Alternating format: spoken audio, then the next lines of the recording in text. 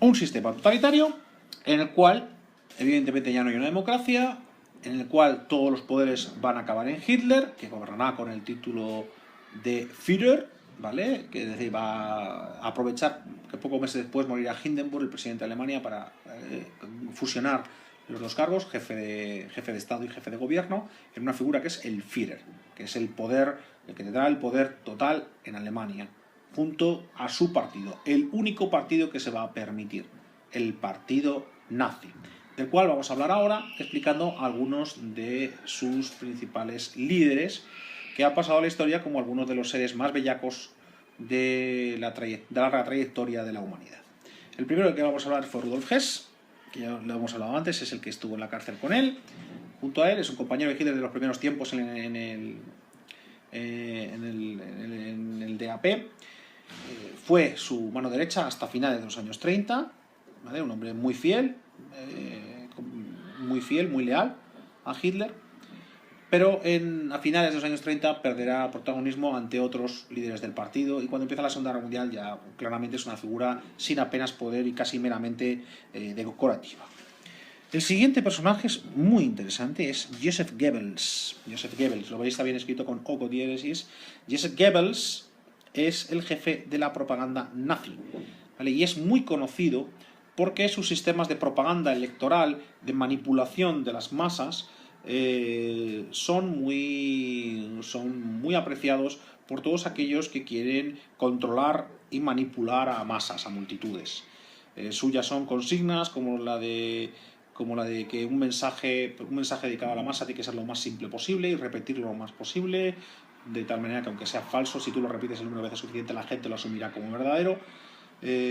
Todos mecanismos de propaganda política que aún hoy en día se consideran y se estudian en todo aquello que tiene que ver con el control de masas, y que explica de cierta manera cómo un partido con esa peculiar ideología, con estos peculiares líderes, acabó convirtiéndose en el partido mayoritario en Alemania, porque si bien es cierto que luego gobiernan en un régimen de dictadura y terror, ellos antes de llegar a eso habían conseguido el apoyo democrático de muchas personas. Cuando las elecciones todavía eran libres, llegaron a ser el partido más votado 2 veces, sin mayoría absoluta, repito, pero el partido más votado.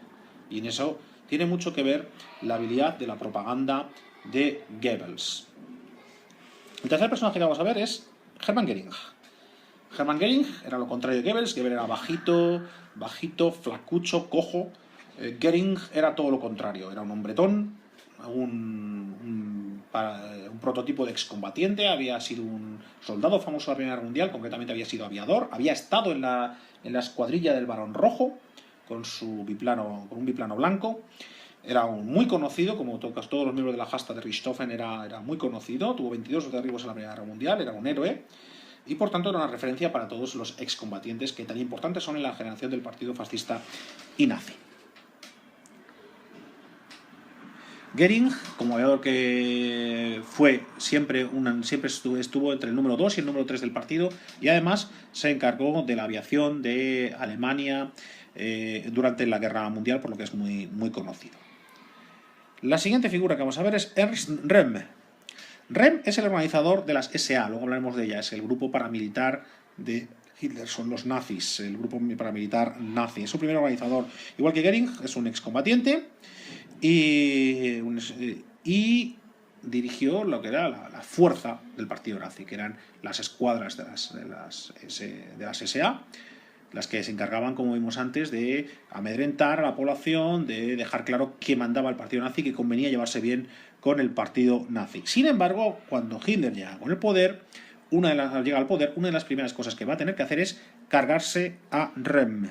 Röhm fue purgado, fue mandado a asesinar por el propio Hitler en la llamada Noche de los Cuchillos Largos, en las cuales Hitler eliminó a sus compañeros y amigos de las SA porque le estorbaban para gobernar en Alemania. Y uno de los purgados, fue Ernst Röhm. A Röhm, en cierto modo, le va a suceder Heinrich Himmler, que era el jefe de la seguridad y de la policía política de los nazis. La policía política, ya sabéis lo que son, los que se encargan de perseguir, de vigilar a la gente por ver si alguno está en contra. y son la policía política de los nazis, es la famosa Gestapo, ¿vale? La famosa Gestapo. Además también fue el encargado de las SS, que como veremos luego son las que heredan las funciones de las SA. Es muy importante porque es el encargado de la represión. Este fue el encargado de los campos de concentración y, atención, también del exterminio judío.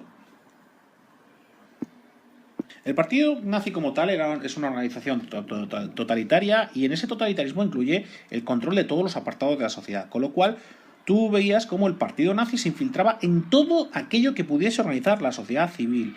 El partido nazi tenía asociaciones de todo, había partido nazi en todo, es decir, en asociaciones de montañistas, en asociaciones de deportistas, en asociaciones de aficionados al teatro, en cualquier cosa tú podías encontrar al partido nazi. Estaban divididos en múltiples organizaciones que se encargaban de que tú, te gustase lo que te gustase, te dedicases a lo que te dedicases, el partido nazi tenía algo para ti. Vamos a estudiar las tres principales, estas organizaciones fundamentales del partido nazi. Aunque insisto, hay muchísimas. La más característica, la más importante, son las SA, los Sturmabteilung, la sección de asalto, conocidas también por camisas pardas, por el color de su uniforme, ¿vale? Las camisas pardas, como veis, los miembros de las SA visten a la moda militar, son paramilitares, es decir, imitan la moda militar, desfilan como militares y se visten como militares, con camisa militar, pantalones militares, correajes militares, ¿veis? Las correas típicas, ¿vale?, de los uniformes militares que aparecen en los uniformes, tanto de las camisas negras del Partido Fascista Italiano, como en este caso en las camisas pardas, marrones, del partido nazi, ¿vale? Fueron fundamentales en los años 30 porque suponían implementar la doctrina fascista de lucha, de controlar las calles, de lucha en las calles, acosar a los enemigos, pelearse, imponer el miedo y demostrar la fuerza del partido. Como tal, fueron fundamentales para que el partido nazi llegara al poder. Pero curiosamente, fueron destruidas por el propio Hitler en la noche de los cuchillos largos, a poco de llegar al poder. ¿Para qué lo hizo? Bueno, las SA representaban la parte más revolucionaria, más anticapitalista, más popular del partido nazi. Y si Hitler quería gobernar Alemania sin problemas, necesitaba dar una imagen de seriedad, de estabilidad, y estos elementos revolucionarios, radicales, le perjudicaban un poco, y por eso eliminó a la SA sin contemplaciones, mandando el asesinato de muchos de sus dirigentes y miembros. Y entonces el partido nazi se quedó sin una fuerza paramilitar. Bueno, en cierto modo ya no le hacía falta. Y para la parte que le hacía falta, para eso lo que hizo, si quien se encargó de eso, fueron las SS, las Schutzstaffel, ¿vale?, las fuerzas de protección. En un primer momento era una parte de la SA que se encargaba de la escolta del propio Hitler, de protegerle contra la violencia de comunistas, etcétera, en las frecuentes peleas que había en los años, a finales de los años 20 y en los años 30 por cuestiones políticas. Pero bajo el mando de Himmler, como vimos antes, se convirtieron en los herederos de las SA, ¿vale?, como fuerza de represión. Y como tal van a ser los que se encarguen, ya os digo, de los campos de represión y de los campos de exterminio de los judíos. Su uniforme, como veis, es negro, a diferencia de la SA, que eran marrones. Estos son los que van de negro, y su símbolo, la calavera, ¿vale? La veis. Si hacemos zoom, no es que se vea mucho, ¿vale? Su símbolo es la calavera. Decíamos que las SS toman el relevo de las SA como encargadas de la represión y de los campos de exterminio. Su uniforme es negro, su símbolo la calavera. Y al final de la guerra, de la Segunda Guerra Mundial, incluso van a tener su propio ejército. El ejército alemán va a estar dividido en dos partes: el ejército alemán principal por un lado y luego un ejército formado exclusivamente por nazis, que son las famosas Waffen-SS, que tenían el mejor armamento que Alemania podía dotarlas. Y que son muy características de los últimos años de la Segunda Guerra Mundial. La siguiente organización que vamos a ver, trágicamente famosa, son las HJ, las Hitlerjugend, las juventudes hitlerianas. Están hechas para controlar a la juventud y a la infancia, ¿vale? A la juventud y a la infancia.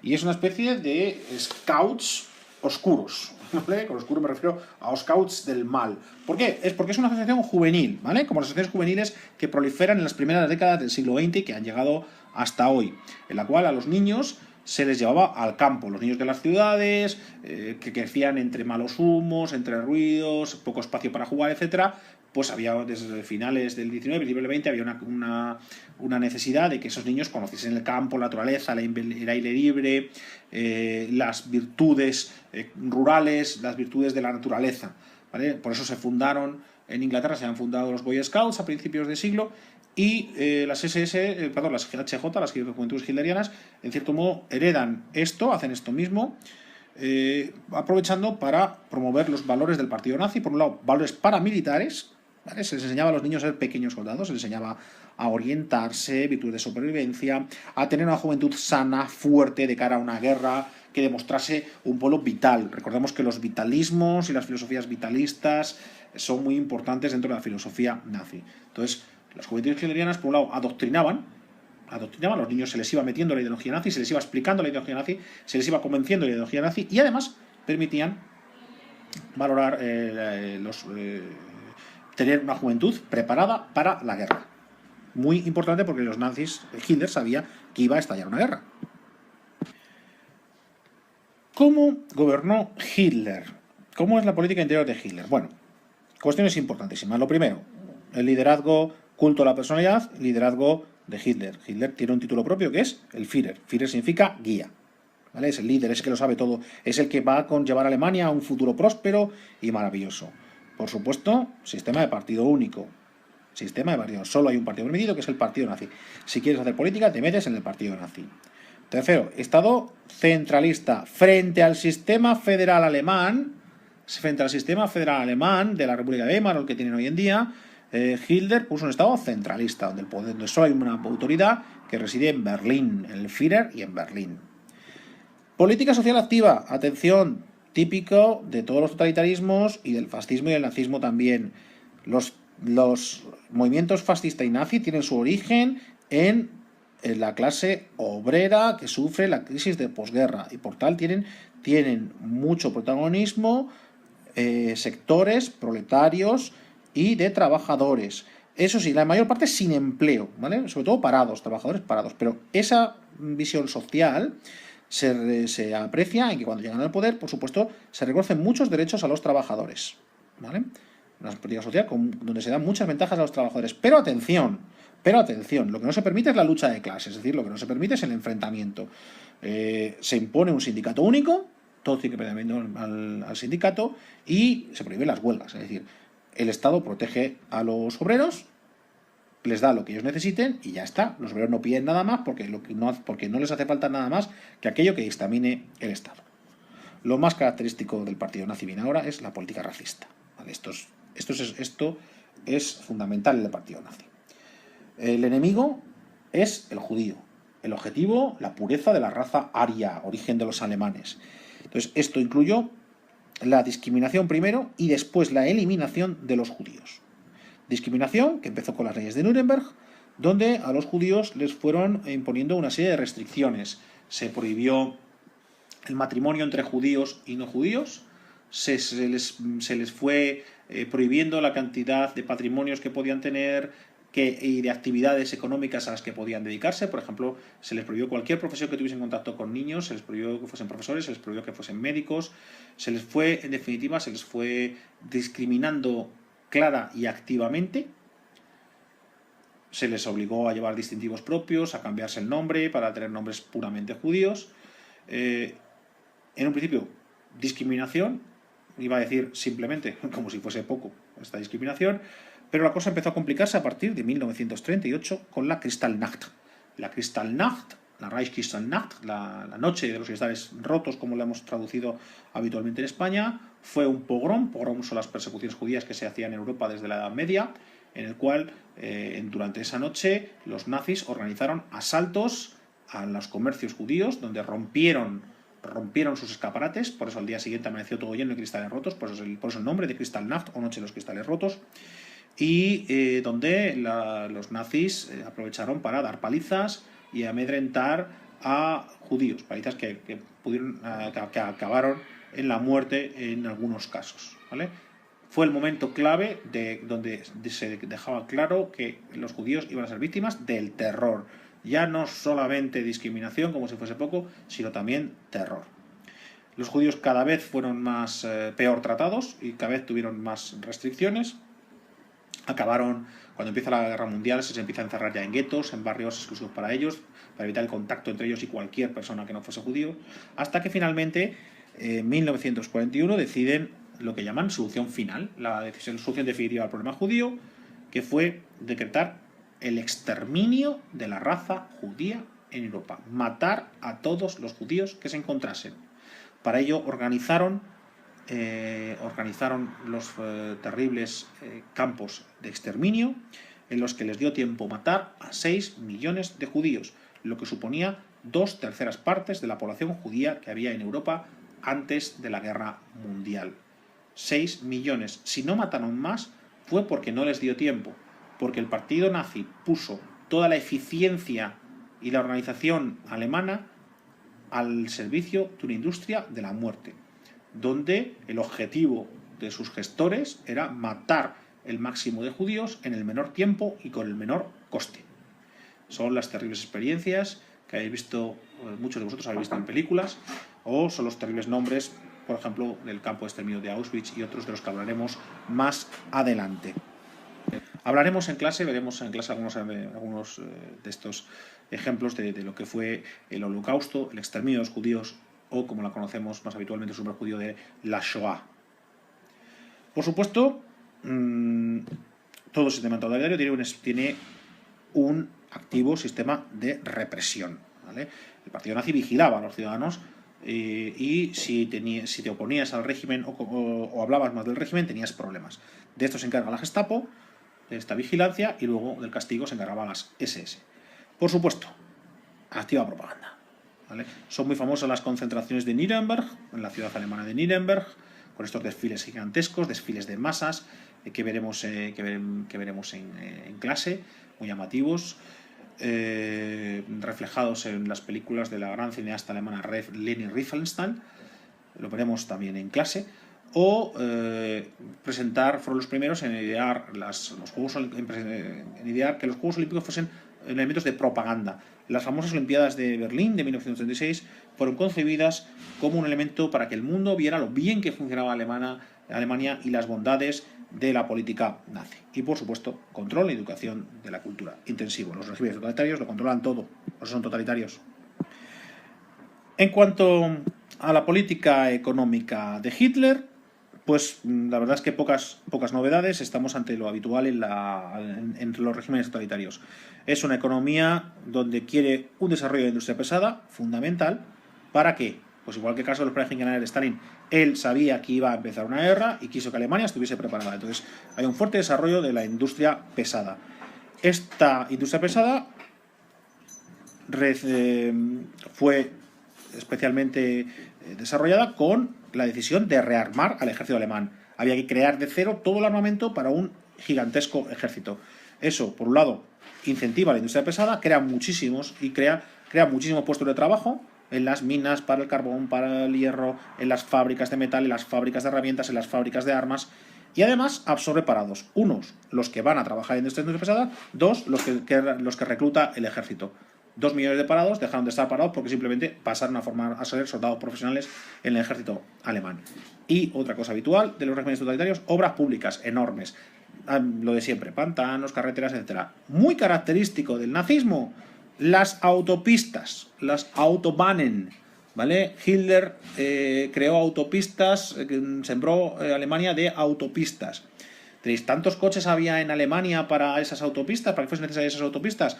Hombre, en esos momentos no había tantos, aunque Hitler sí que hizo algo muy importante para que hubiese muchos coches. Encargó a uno de los mejores ingenieros alemanes, a Ferdinand Porsche, sí, el de los Porsche, le encargó un coche lo suficientemente fácil de fabricar, económico de comprar y mantener para que lo tuviese cualquier obrero alemán. El diseño de ese coche recibió el nombre de Volkswagen, literalmente coche del pueblo. Volk pueblo, Wagen coche. Volkswagen, el coche del pueblo. Ya sabéis, encargo de Hitler al ingeniero alemán Ferdinand Porsche. Y Porsche, con su fama, fue capaz de diseñar un coche que cumplió estas características y que ha sido uno de los coches más fabricados en la historia. Entonces, ¿había muchos coches, repito, había muchos coches alemanes en esos momentos? Todavía no, pero es que en realidad las autopistas están pensadas para mover al ejército. La cuestión es que tenías unas autopistas maravillosas y creabas muchísimos puestos de trabajo. Y esto lleva a la política exterior de Hitler, la cual solo vamos a dar unas pinceladas porque lo que es el camino, los actos que provocarán la guerra, los veremos en el siguiente tema. En la política exterior de Hitler, evidentemente, lo primero es abandonar la Sociedad de Naciones, ¿vale? Él no creía en la paz y no creía en la Sociedad de Naciones. Romper el Tratado de Versalles, no declaró que lo iba a cumplir y efectivamente empezó a no cumplirlo. Y atención, no le pasó nada, como veremos en el siguiente tema. El concepto de Lebensraum, espacio vital. Alemania es una sociedad en crecimiento, potente, enérgica, joven, viril, fuerte. Se le queda pequeña Alemania, tiene que extenderse. ¿Hacia dónde se extendería? Hacia el este, que no hay nadie o que hay bárbaros. ¿Vale? Esa es la idea que transmitía Hitler. Hay que conquistar, es una necesidad. Pangermanismo. Alemania no es Alemania solo, es todos los territorios alemanes. Así que había que coger los Sudetes, Austria, todo allí donde viviesen alemanes, eso tendría que pertenecer a Alemania. Y luego, por supuesto, intervencionismo. Meterse en cualquier lío que pudiese ser beneficioso para Alemania. Y en ese caso fue muy importante su intervención en la Guerra Civil Española.